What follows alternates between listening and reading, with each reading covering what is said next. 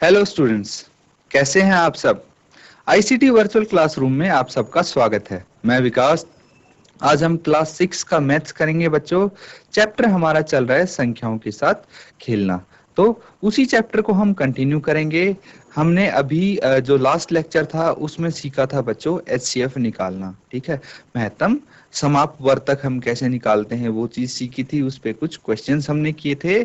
देखिए बच्चों, अब एक आधा क्वेश्चन और करते हैं उस पे, फिर हम अगले टॉपिक पे चलेंगे जो कि है एलसीएम, लघुत्तम समापवर्तक। उसको सीखेंगे, उस पे क्वेश्चंस करेंगे। तो चलिए स्मार्ट बोर्ड पे चलते हैं और स्टार्ट करते हैं। तो बच्चों, ये आपका चैप्टर है। अब देखिए, यहाँ पे हम एक क्वेश्चन करेंगे सबसे पहले।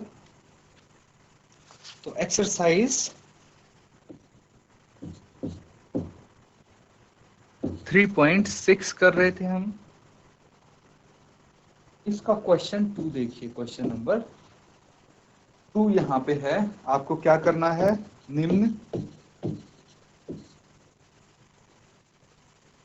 निम्न का महत्तम समापवर्तक में से क्या है, ये आपको बताना है। तो कैसे आप बताएंगे, देखिए क्या किस किस का पूछा गया है, पहले वो देख लीजिए। एक तो दो क्रमागत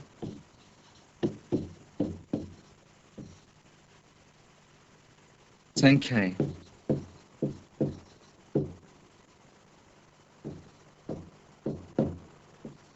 दो क्रमागत संख्याएं, और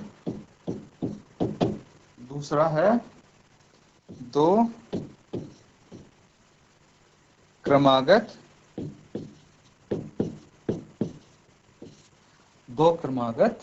सम संख्याएं।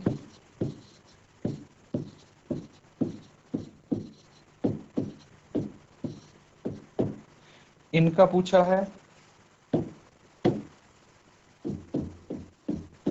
और दो क्रमागत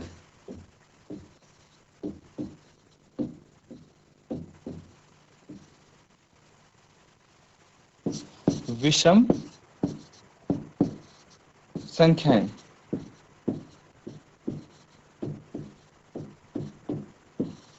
दो क्रमागत विषम संख्याएं, इनका पूछा गया है कि भाई इनका महत्तम समापवर्तक क्या होगा, ये आपको बताना है।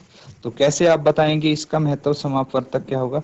सबसे पहला हम कंसिडर करके देखते हैं कि दो क्रमागत संख्याओं को लेते हैं और उनका निकालने की कोशिश करते हैं महत्तम समापवर्तक। तो फर्स्ट पार्ट हो गया, दो क्रमागत संख्याएं कोई सी भी आप ले सकते हैं। जैसे एग्जाम्पल के तौर पे मैंने ले लिया 14 और 15। ये दो क्रमागत मतलब लगातार हैं, कंसेक्यूटिव हैं। जैसे 14 के बाद 15 आता है, तो दो कंसेक्यूटिव नंबर्स लिए हैं, क्रमागत संख्याएं ली हैं। अब इनका हम निकालेंगे, फैक्टराइजेशन इनका करेंगे हम। तो 14 का फैक्टराइजेशन करेंगे हम। 14 का फैक्टराइजेशन क्या आ गया, 2 से इसको डिवाइड करेंगे तो 7, और 7 एकम 7। और 15 का फैक्टराइजेशन क्या होगा, 15 का गुणनखंड क्या होगा। तो इसको 3 से करेंगे, 3 पंचे 15, 5 एकम 5, ये आ जाएगा। तो 14 का क्या आया है, 2 इंटू 7, और 15 का क्या आया है, 3 इंटू 5। अब देखिए एलसीएम हम कैसे निकालते थे, याद है, भूले तो नहीं हो आप। एलसीएम निकालते थे कि भाई इनके जो गुणनखंड आएंगे 14 और 15 के, इनमें से, इनके गुणनखंड में से जो भी कॉमन होगा वो एलसीएम आ जाएगा। लेकिन यहाँ तो कोई भी कॉमन नहीं है, लेकिन एंड में इंटू 1 दोनों में है। ठीक है, इंटू 1 दोनों में है। या फिर आप बोल सकते हैं जहां पे कुछ भी कॉमन नहीं होता वहां पे 1 कॉमन तो होता ही है। तो यहाँ पे आप बोल सकते हैं कि भाई इसका HCF कितना होगा, इसका HCF 1 होगा, या फिर महत्तम समापवर्तक कितना होगा, इसका में से 1 होगा। यही यहाँ पे पूछा गया है, ये आप बता सकते हैं। तो इस तरह से इसको करेंगे। अब नेक्स्ट क्वेश्चन है, एक बारी आप खुद इसको करके देखिए।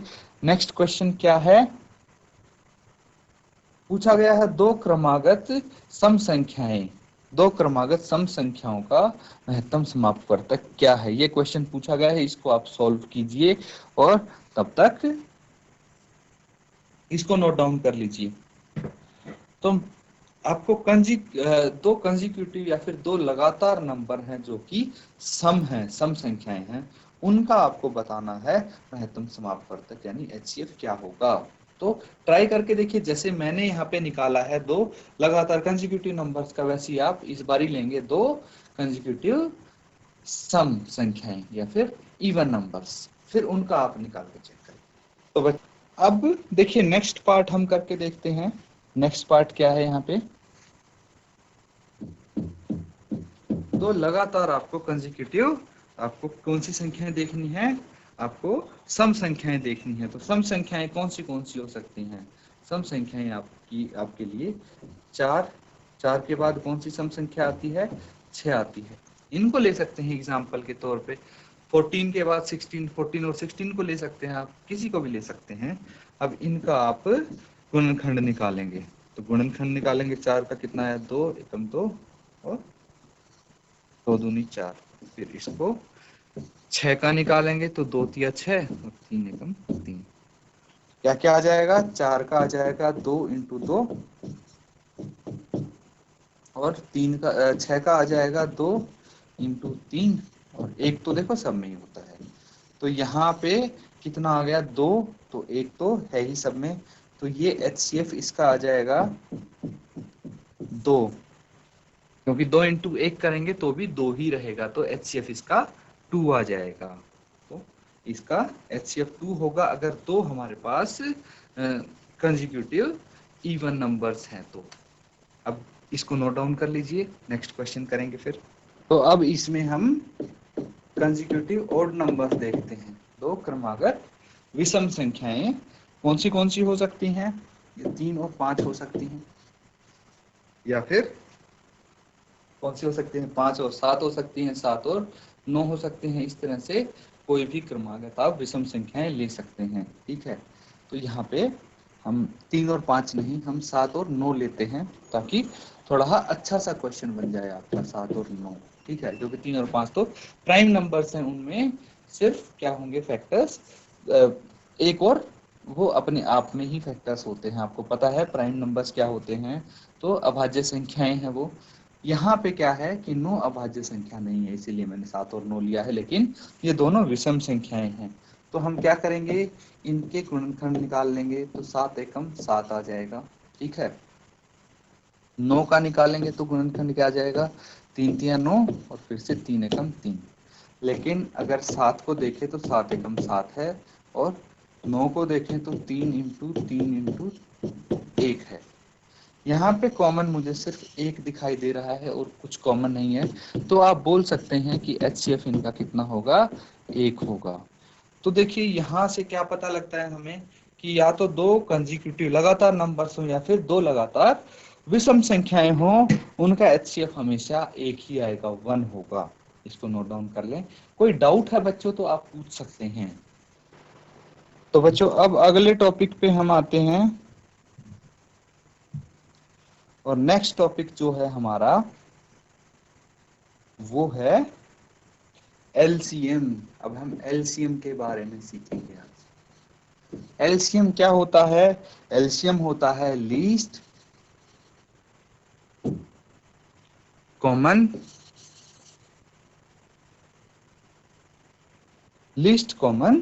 मल्टीपल। एलसीएम हो गया लीस्ट कॉमन मल्टीपल। इसको हम हिंदी में क्या बोल सकते हैं? लघुत्तम समापवर्तक। लघुत्तम समापवर्तक। तो ये क्या होता है, किस तरह से हम इसको लिखते हैं, तो इस चीज के बारे में हम डिस्कस करेंगे आज। इसको लिखेंगे लघुत्तम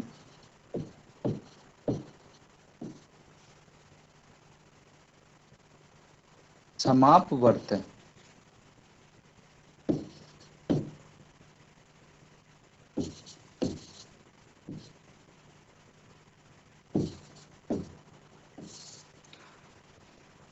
शॉर्ट फॉर्म में इसको जैसे लीस्ट कॉमन मल्टीपल को हमने एलसीएम लिखा है, इसको लिख सकते हैं लेसर, इसका शॉर्ट फॉर्म में इसको ऐसे मेंशन कर सकते हैं। क्या होता है ये लघुत्तम समापवर्तक और कहाँ यूज करते हैं वो देखिए आप। देखिए एचसीएफ अभी तक हमने सीखा था। एचसीएफ क्या हो जाता है? एचसीएफ हो जाता है बच्चों जो हाईएस्ट कॉमन फैक्टर होता है उसको हम एचसीएफ बोलते हैं।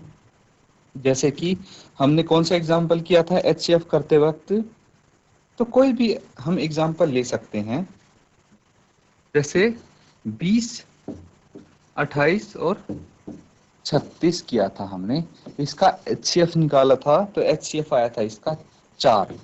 ठीक है, तो इसका मतलब ये था, ये एचसीएफ की बात कर रहा हूं अभी मैं, एचसीएफ की।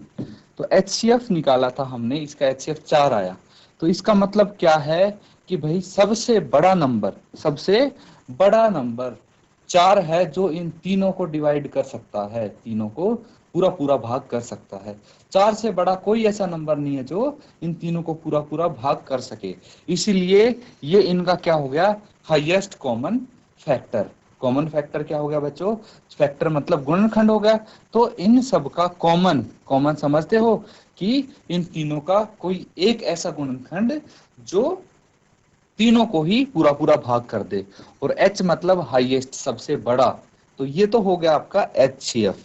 अब यहीं पे अगर एलसीएम की बात करें, हम किसकी बात करें? एलसीएम की बात करें, तो कोई एक ऐसा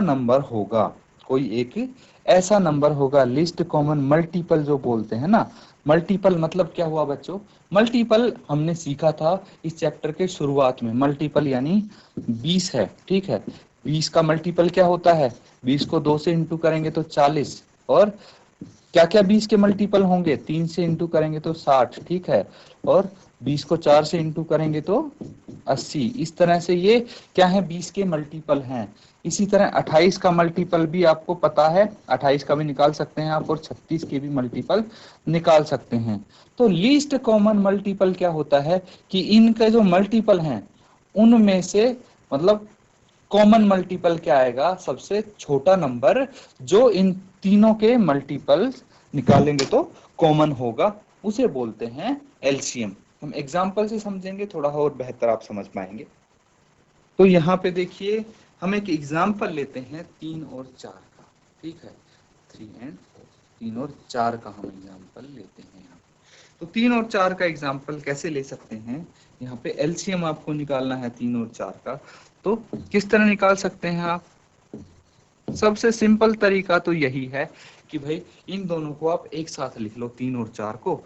अब देखो सबसे छोटा नंबर, सबसे छोटी संख्या जिससे आप इनको क्या कर सको, दोनों को डिवाइड कर सको। तो ऐसी कोई संख्या नहीं है, एक से करके कोई फायदा नहीं है, क्योंकि वापस से यही आ जाएंगे।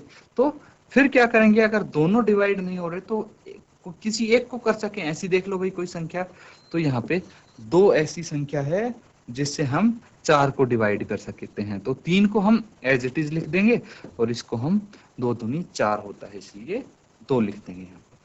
फिर से 2 से अगर डिवाइड करेंगे तो 3 और ये 1, और फिर 3 से करेंगे 1 और 1। मतलब हमें क्या करना है कि सबसे पहले सबसे छोटे नंबर से मल्टीप्लाई करना है, या तो दोनों हो रहे हो, मतलब डिवाइड करना है, या तो दोनों हो रहे हो या फिर दोनों में से कोई एक भाग हो रहा हो, तो हम उनको डिवाइड करेंगे। अब क्या करेंगे, इसका एलसीएम क्या हो जाएगा? एलसीएम अगर हम लिखते हैं तो 2 इंटू 2 इंटू 3, इन सबको आपस में आप मल्टीप्लाई करेंगे और लिखेंगे भाई 2 दूनी 4, 12, मतलब एलसीएम 12 है। अब ये मैंने आपको समझाने के लिए किया है कि एलसीएम एक्चुअली में होता क्या है, असलियत में क्या होता है। देखिए एलसीएम होता है कि इन दोनों के हम क्या करेंगे, मल्टीपल निकालेंगे। पहले मल्टीपल निकालेंगे, कैसे निकाल सकते हैं? 3 के मल्टीपल क्या क्या होते हैं? 3 एकम 3, 3 दूनी 6, 3 तिया 9, 3 चौक 12, 3 पंजे 15, 6 18 एंड सो ऑन। ये इसके मल्टीपल हो गए। अब 4 के मल्टीपल बताइए क्या क्या होते हैं?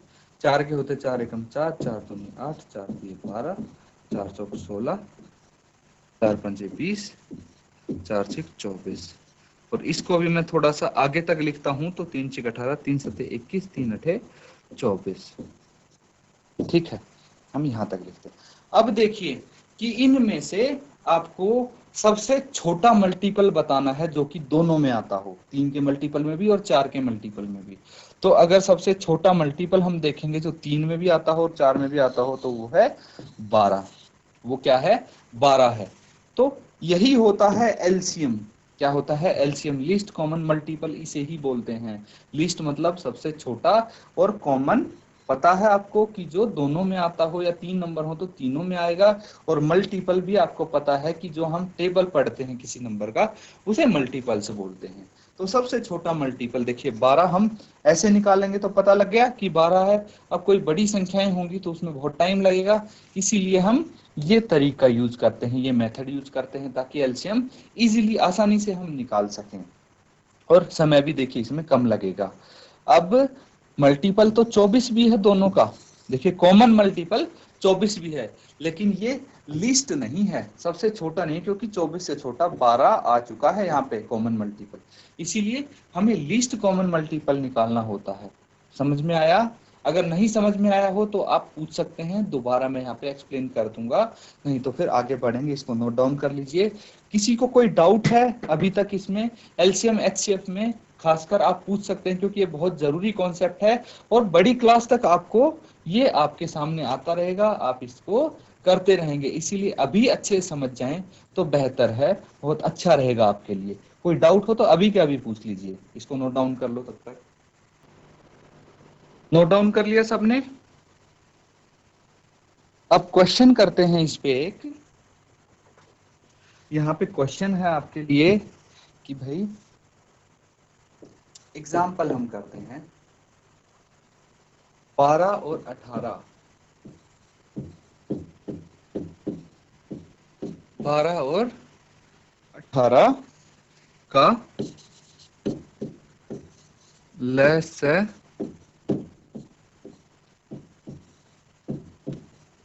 ज्ञात कीजिए।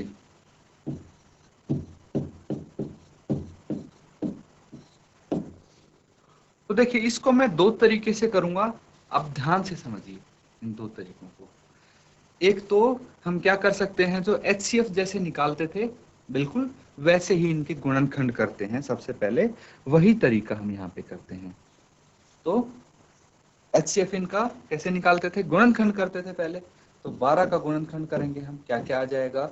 2 से भाग करेंगे तो 6, इसको 2 से डिवाइड करेंगे तो 3, और 3 एकम 3 यहाँ पे आ जाएगा। 18 को हम क्या लिख सकते हैं? 2 से डिवाइड करेंगे 9, फिर 3 से करेंगे तो 3, 3 एकम 3, ये आ गया। क्या क्या होंगे अब इनके? देखिए 12 के फैक्टर्स या गुणनखंड बोल लीजिए, 2 × 2 × 3 × 3, 3 × 1 होगा। ये यहाँ पे कितना होगा? 1 होगा, 3 एकम 3 होता है। ठीक है, इसी तरह अगर हम 18 के लिखें तो 2 × 3 × 3 × 1 होगा। ठीक है, तो ये हो गए 12 और 18 के फैक्टर्स, गुणनखंड।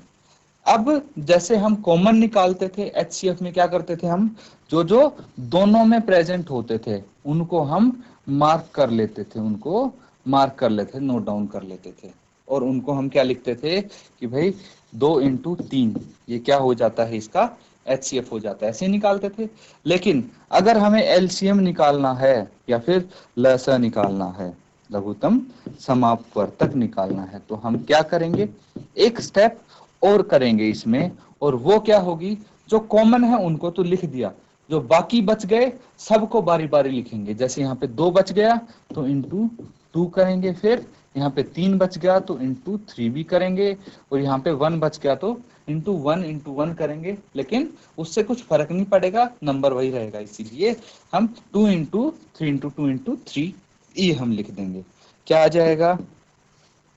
2 × 3 कितना आ गया? 6, फिर 2 × 3 6 आ गया, 6 आ गया, और 6 × 6 आ गया 36। तो 36 क्या आ गया इसका?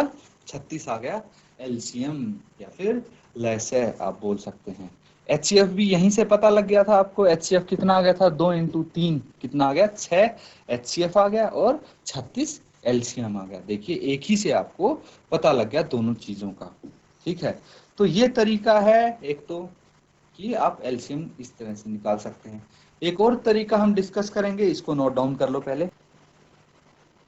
नोट डाउन कर लिया सबने? अब देखिए, अगर मैं बोलूं कि भाई सेम क्वेश्चन है, क्या क्या है, 12 और 18, क्या है 12 और 18, इनका एलसीएम निकालना है। तो अभी हमने क्या किया था, इनके गुणनखंड निकाले थे अलग अलग, अब हम निकालेंगे एक साथ लिख के इनके गुणनखंड। तो ऐसे केस में हम क्या करते हैं, ऐसे केस में सबसे पहला स्टेप जो करते हैं वो करते हैं कि देखते हैं कि सबसे छोटा नंबर जिससे दोनों के दोनों डिवाइड हो सकें, ऐसा नंबर ढूंढेंगे। तो सबसे छोटा नंबर 2 है, 2 से चेक करेंगे, 12 भी भाग होता है, 18 भी भाग होता है, तो 2 से इसको डिवाइड कर देंगे, 2 × 12, 2 × 18, ये हो गया। फिर से देखेंगे कि भाई सबसे छोटा नंबर जिससे दोनों के दोनों भाग होते हों, तो ऐसा सबसे छोटा नंबर 3 है, यहाँ पे कितना है, 3 है, जिससे दोनों भाग होते हों। लेकिन क्या दोनों में से कोई एक भी 3 से छोटे नंबर से भाग होता है, यानी 2 से? हाँ, तो 6 2 से भाग होता है अकेले से, ठीक है। तो हम क्या करेंगे, पहले जो छोटा नंबर है उसको निपटाएंगे, ठीक है। जब तक दोनों में से या तीनों में से कोई एक भी भाग होता रहेगा छोटे नंबर से, तो हम करते रहेंगे, बड़े नंबर पे नहीं जाएंगे। तो अब हम क्या करेंगे, 2 से फिर से भाग करेंगे, कोई बात नहीं, अगर 9 2 से डिवाइड नहीं हो रहा है तो हम 6 को ही करेंगे। तो 2 × 6, और इसको हम एज इट इज लिख देंगे, बिल्कुल ऐसे ही लिख देंगे। अब इन दोनों में से कोई एक भी नहीं हो रहा 2 से भाग, तो हम 2 से बड़े नंबर से देखेंगे। तो 3 से भाग हो रहा, 3 × 3 और 3 × 9। अब देखिए यहाँ पे तो 1 आ गया है, लेकिन अभी एक जगह 3 बाकी है, तो इसीलिए हम 3 से फिर से कर देंगे, 1 को तो एज इट इज, और 3 × 3 होता है। इसका एलसीएम निकालना है तो डायरेक्टली आप लिख सकते हैं, इसमें आपको कॉमन निकालने की जरूरत नहीं, सीधा जो जो आपके यहाँ पे आए हैं नंबर्स उनको मल्टीप्लाई करके लिख दीजिए। 2 × 2 × 3 × 3 कितना आ जाएगा, ये 36 आ जाएगा। बस यही तो आपको निकालना था। तो देखिए इस तरह से भी आप कर सकते हैं, ये थोड़ा क्या है, सिंपल और डायरेक्ट है, इसको आप डायरेक्ट मेथड बोल सकते हैं कि भाई सीधा एलसीएम आ जाएगा, आपको कोई मेहनत करने की जरूरत नहीं। जो करनी है मेहनत सिर्फ आपको गुणनखंड निकालने में करनी है। गुणनखंड निकालने में कंफ्यूज बिल्कुल नहीं होना है, दोनों में से कोई एक नंबर भी छोटे नंबर से डिवाइड हो रहा है तो उसी को करेंगे हम पहले, ये चीज ध्यान रखनी है। नोट डाउन कर लो, कोई अगर इसमें डाउट है तो आप पूछ सकते हैं।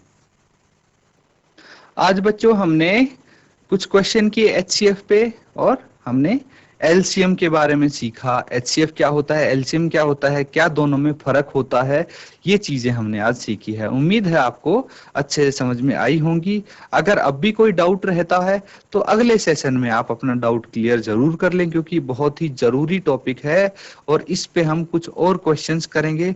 तब तक के लिए आप घर पे एक बार इसको रिवाइज करना और इस पे कुछ क्वेश्चंस खुद से करके देखेंगे, तभी आपको आएगा। तो इसके साथ आज का हम सेशन खत्म करते हैं। Thank you and have a nice day.